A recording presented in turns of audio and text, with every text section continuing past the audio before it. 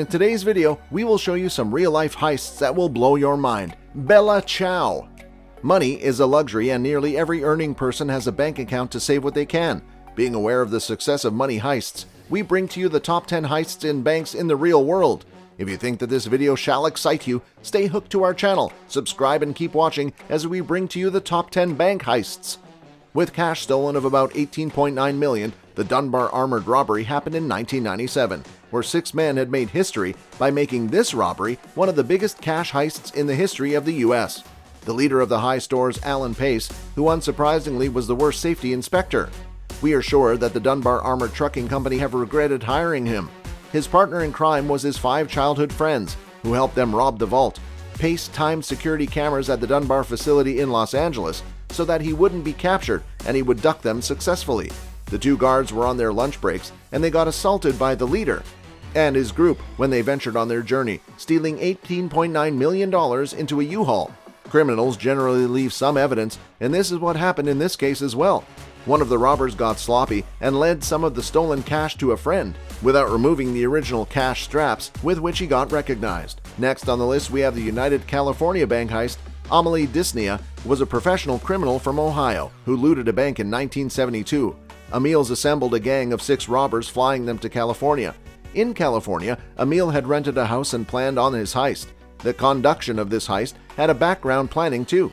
Supposedly, the leader of the gang had heard mistakenly that President Richard Nixon had kept a multi-$1 million slush fund. Nixon hadn't kept the slush fund. Dynamiting their way into the vault, the gang of 6 robbers had already looted $30 million worth of cash and valuables, after which they fled the scene. However, meticulous the criminals were, they left their footprints. Even after scrubbing down the townhouse, the robbers were eventually identified. The cops identified them when they heard from a taxi driver about a generous tip. As if the generous tip wasn't enough, the robbers also left fingerprints that were found on the inside of the townhome's dishwasher. The British Bank of the Middle East robbery is the next one we are going to talk about. With about $20 to $50 million stolen, we could not put our hands around the exact amount. Lebanon was in the midst of a civil war in the year 1976. Seeing this vulnerable moment as an opportunity, a group of robbers decided to seize it by its neck. The robbery is considered to be one of the most brazen of all time. This group of robbers had used explosives to burst through the walls of a Catholic church and enter the neighboring British Bank of the Middle East. Should we call them geniuses for bringing along professional locksmiths to crack open the vault? It is to be noted that the robbers had left with around $44.5 million in cash, stocks, gold bars, jewels, and other valuables. Sadly, none of the loot was recovered and none of the members of the gang was arrested. If the valuation of the stolen goods ought to be considered, they are 3 times their value than they were in 1976. The Northern Bank robbery features next on our list of top 10 bank heists. Christmas has always been a festival to be cherished and celebrated, but this incident might not bring joy to everyone with the arrival of Christmas. A week before Christmas in 2004, robbers in Belfast, Northern Ireland had dressed up as police officers and entered the homes of 2 bank managers. The robbers did not let the managers' families off the hook and held them hostage. The managers were instructed by the robbers that they go for their work the next day as normal. By far, this remains the biggest bank heist in Irish history. When the work hours were over, the managers were supposed to let the robbers in from where they stole about 26.5 million British pounds and additional foreign currencies. Again, the case still remains unsolved and only 1 person has been arrested for money laundering to date. With about $40 million last, the Brinks Mat burglary is considered to be Britain's most notorious bank heist that was an inside job. When trusted people perform their jobs poorly and get greedy, these heists happen. This heist took place in 1983, where a security guard of the Brinks Mat, with the name of Anthony Black, had led a group of robbers into the company's warehouse at London's Heathrow Airport. To stay safe and secured, they tied up the other gods. Once inside the warehouse, the crew of robbers had realized for themselves that the warehouse not only consisted of money, but also valuables, in terms of gold and diamonds. The crew got greedy and left the warehouse carrying almost $41 million in loot, but they did not forget to wish the guards Merry Christmas on their way out. How polite of them to wish the best for others. As per reports, most of the robbers had been caught, but surprisingly, the gold remains at large, undiscovered by the cops. On the 5th position, we have the Banco Central burglary. With about $71.6 million lost, the Banco Central burglary took place in the year 2005. It would be surprising when you get to know that this burglary was recorded and recognized by the Guinness Book of World Records as the world's greatest bank robbery. With its location based in Fortaleza, Brazil, the heist seems to be a master plan. The plan needed manpower to pull it off well, and therefore a gang consisting of 25 members was organized, who set up a fake landscaping business. Spending more than 3 months digging a 256-foot tunnel, the robbers managed to take the tunnel up to the bank's vault door. When they went inside, they had stolen several containers that had held about 160 million Brazilian real that was worth $76.1 million in 2005. Out of the 25 members, only 8 people have been arrested, and only 20 million real was recovered out of the 160 million. The Securitas Depot robbery reported about $83 million stolen, and it was recorded as the largest cash robbery in British history.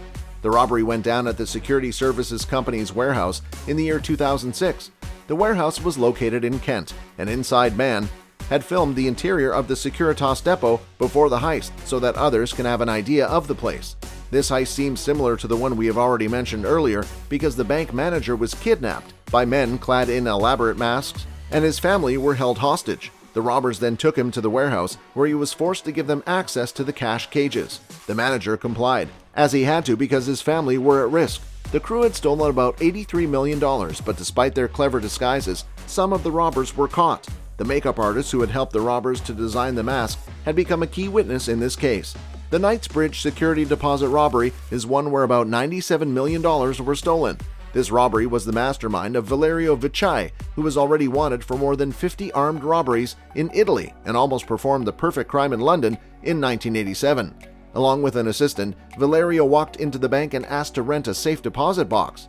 As the workers believed him and showed the men the way to the vault, they pulled out guns and overpowered the bank manager and the guards. Then, they put a close sign on a bank door and let in some friends. They broke into as many safe deposits as possible and made off with millions in cash and valuables. Valerio had fled to South America, but he was eventually arrested when he returned to England. He returned to England to ship his Ferrari to his new home, and he was arrested when he had flown down. If he could have just asked someone else to ship his Ferrari, he might have been out of jail today.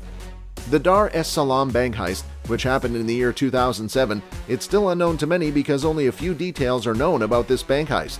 This robbery at a private financial institution in Baghdad, Iraq, makes people wonder why the bank had such great amount of American cash on hand to be stolen.